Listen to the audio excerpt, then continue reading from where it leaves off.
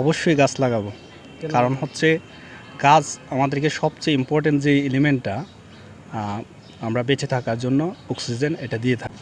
গাছ লাগানো সব দিক দিয়ে বেটার অপশন। এসি তো সংঘবদ্ধ একটা জায়গার মধ্যে থাকে, গাছ তো সব জায়গাতে লাগানো যায়, এসি তো আর সব জায়গাতে রাখা যায় না। যে এসি না গাছ, সেই ক্ষেত্রে আমরা গাছটাকেই নির্বাচন করব। আমাদের পরিবেশের দিক থেকে চিন্তা করলেও গাছ লাগানো সবচেয়ে ভালো অপশন।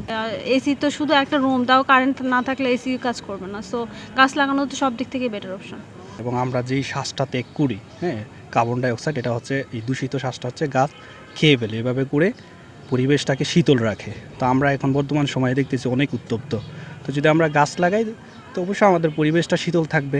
আর এসি লাগাইলে আমরা একটা রুম হয়তো বা শীতল করতে পারবো, কিন্তু আমাদের পরিবেশটা শীতল করতে পারবো না। গাছ লাগাইলে গাছ থেকে আমরা অক্সিজেন পাবো, পরিবেশের ভারসাম্য রক্ষা হইব। এই গরমে এসে যদি আমরা চিন্তা করি এসি না গাছ, অবশ্যই গাছ আমরা রোপণ করব। আমাদের গাছ রোপণের যেই বাৎসরিক নির্দিষ্ট একটা সময় আছে, সেই সময়কালে আমরা গাছটা রোপণ করব এবং সারা বছর প্রকৃতি থেকে আমরা সুন্দর একটা আবহাওয়া উপহার হিসেবে পাবো। গাছ তো সব জায়গাতে লাগানো যায়, এসি তো আর সব জায়গাতে রাখা যায় না। যেমন আমি এখানে কি এসি লাগাতে পারবো?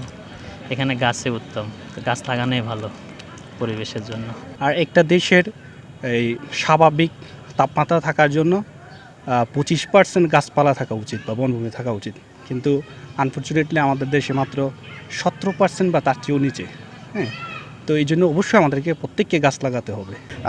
জুন এবং জুলাই মাস হচ্ছে আমাদের জন্য গাছ লাগানোর সঠিক সময়। তো আমরা অবশ্যই সবাই চেষ্টা করব নিজ উদ্যোগে একটি করে গাছ রোপণ করার জন্য এবং এই প্রাকৃতিক যে পরিবেশ আছে সেটার ভারসাম্য রক্ষা করার জন্য।